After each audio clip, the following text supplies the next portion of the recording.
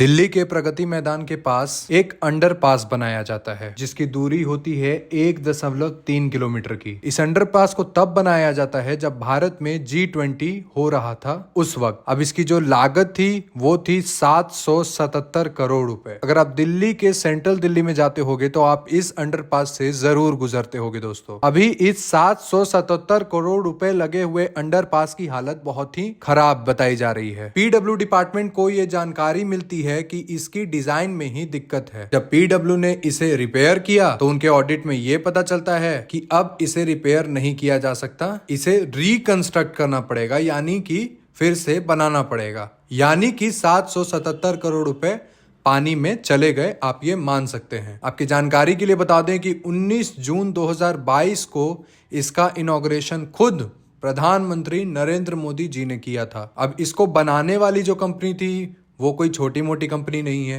Larsen and turbo का नाम आपने सुना होगा, जिसे हम L&T बोलते हैं।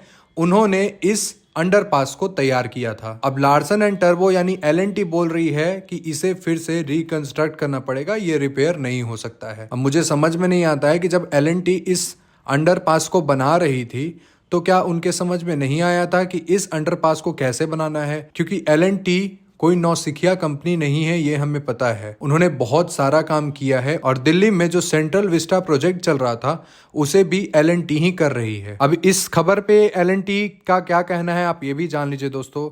L&T कह रही है PWD दिल्ली हमारे एक सम्मानित ग्राहक है और हम उनके साथ लंबे समय से काम कर रहे हैं। हालांकि L&T ने PWD दिल्ली के खिलाफ 500 करोड़ रुपए का जवाबी दावा काउंटर क्लेम भी किया है। अब इस पे एक्सपर्ट का ये कहना है कि इस अंडरपास की कमजोरी इसलिए हो रही है क्योंकि इसके वाटर प्रूफिंग वाले सिस्टम में अच्छे से काम नहीं किया गया है। यानी कि जो पानी की निकासी है, जो नाली बनाई जाती है, उस पे अच्छे से काम नहीं किया गया है। अब हमारी समझ में तो ये नहीं आता है कि आखिर L&T ऐसे कौन से प्रेशर में थी जो इतने तेजी से इतने बड़े 6 लेन वाले अंडरपास को बना डाला, वो भी 777 करोड़ रुपए से। आप सोच सकते हो कि ये कितनी बड़ी रकम है। उससे ज्यादा जो बड़ी चीज है वो है कि अगर ये अंडरपास गिर जाता है तो कितने लोग मारे जाएंगे। ठीक है, L&T बहुत बड़ी कंपनी है, लेकिन हमारे तरफ से यही बोला जाएगा कि L&T के खिलाफ या जो भी लोग इस अंडरपास को बनाने में इन्वॉल्व हैं